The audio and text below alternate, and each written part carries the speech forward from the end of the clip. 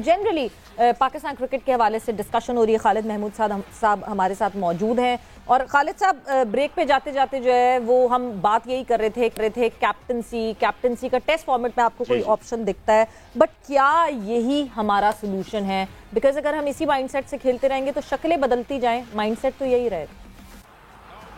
नहीं, इसमें थोड़ी सी तब्दीली आ सकती है। जैसे इस टेस्ट मैच में जिस तरह सरफराज अहमद ने कमबैक किया है और जिस अंदाज में उनको मतलब एक साजिश के तहत उनको डेमोरलाइज किया गया और टीम से बाहर किया गया, तो उसके बाद लगता यही है कि अगर टेस्ट मैच से बाबर को हटाने का प्लान है तो फिर सरफराज उसकी रिप्लेसमेंट हो सकते हैं।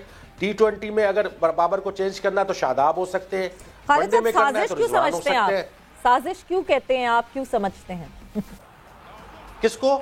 इसको साजिश क्यों समझते हैं कि सरफराज को बाहर रखा गया टेस्ट मैच से? दूसरा पॉइंट ऑफ व्यू लोग ये कहते हैं रिजवान बड़ा अच्छा खेल रहे थे इसलिए रिजवान टीम का मुसलसल हिस्सा। नहीं, मैं आपको इसका जवाब बिल्कुल दूंगा। देखिए, अभी आपने कहा, ये हमारे आदिल भाई भी ये बात कर रहे थे, बात ये स्टेट्स की बात करते हैं ना, तो आप ऐसा कीजिए, अभी इसी वक्त चेक कीजिए रिजवान की एवरेज और सरफराज की एवरेज टेस्ट मैच में, ये बिल्कुल 19-20 है, बिल्कुल 19-20 है। मैं कह रहा हूँ एक की 38 है, एक की 37 है। तो अब देखिए सरफराज की जो प्रॉब्लम है ना, जो हम रियलिस्टिकली बात करें, सरफराज की जो प्रॉब्लम है वो विकेट कीपिंग की है।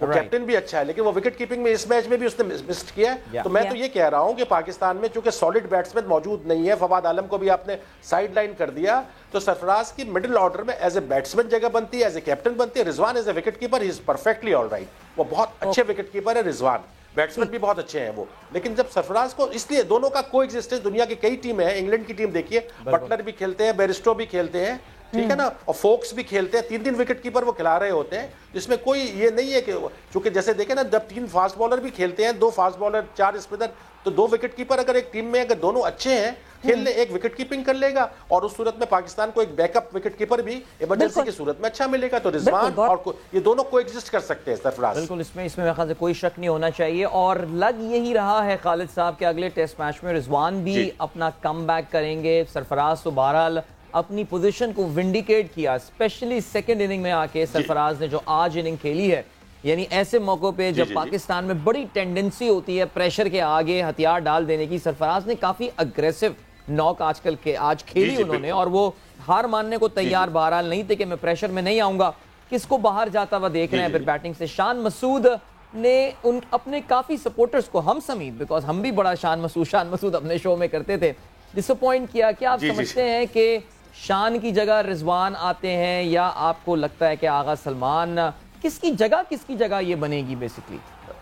नहीं, आगा सलमान ने तो सेंचुरी की है ना, बिल्कुल तो आगा सलमान को तो आप ड्रॉप कर ही नहीं कर सकते। अब आप बिल्कुल अगर लॉजिकली हम बात करें, लेकिन पाकिस्तान में की क्रिकेट में बहुत सारी चीजें इलॉजिक भी होती है, तो लॉजिकली तो सिर्फ शान मसूद का ही एग्जिट होता है, ठीक है ना, ये हकीकत है। हमने पाकिस्तान की क्रिकेट को फॉलो किया, देखा है।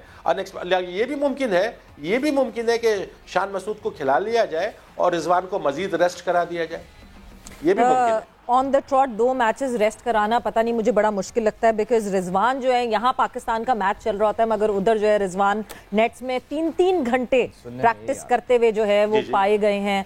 सो he is trying his level best. But अच्छी बात ये देखें, आपको पॉजिटिव्स ढूंढने चाहिए, और खालिद साहब मुझे तो ये एक बहुत बड़ा पॉजिटिव लगता है कि now that Sarfaraz is playing for Pakistan और पाकिस्तान की टीम में इस वक्त वो खेल रहे हैं, तो Rizwan has that pressure of being on the edge and giving his 200% now, कि आपको जब ये हेल्दी कंपटीशन टीम में मिलता है तो इवेंचुअली फायदा जो है वो टीम का ही होता है। नहीं, लेकिन मेरे ख्याल से आप देखें, जब आपने मुझे इनवाइट किया और एनालिस्ट किया, तो मैं भी आपको एक चीज नॉलेज में ऐड कर दूं कि रिजवान की जो टेंडेंसीज है ना, क्रिकेट वाइज तो ठीक है, वो लीन पैच होना भी कोई बड़ी बात नहीं है। कोई भी बड़े से बड़ा बैट्समैन हो, चाहे वो कोहली हो, चाहे तेंदुलकर हो, चाहे जो रूट हो, जावेद मियादाद हो, सबके बैट पैच आते रहते हैं। रिजवान का भी बैट पैच आ गया तो नो बिग डील, ठीक है। लेकिन बात ये, रिजवान की जो कुछ खबरें आती हैं, और जाहिर है उन खबरों में सदाकत होती है, कि वो उन्होंने जिस तरह की टीम को कंट्रोल करने की कोशिश की, जिस तरह उन्होंने कंट्रोवर्सीज क्रिएट की हैं, तो वो भी अब चूंकि मैनेजमेंट चेंज हो चुकी है, उस वक्त रमीज राजा साहब का सब कुछ था, अब सेठी साहब आ गए, تو ممکن ہے کہ جو رضوان کی وہ والی چیزیں تھیں وہ ان کے اگینسٹ چلی جائیں. اور آپ نے سویرا نے صحیح کہا کہ یہ رضوان کی کوئی فٹنس کا ایشو یا ریسٹ کرانے کا ایشو نہیں ہے. یہ تو ظاہر ہے وہ کچھ نہ کچھ کسی دور میں آپ نے کچھ زیادہ ہی آپ کو فیور کیے گئے. Life is great leveller. اب شاید رضوان دوسرے اینڈ پہ آ کر رب آف دی گرین کے اگینسٹ آ گئے ہیں, یہ سمجھ لیں.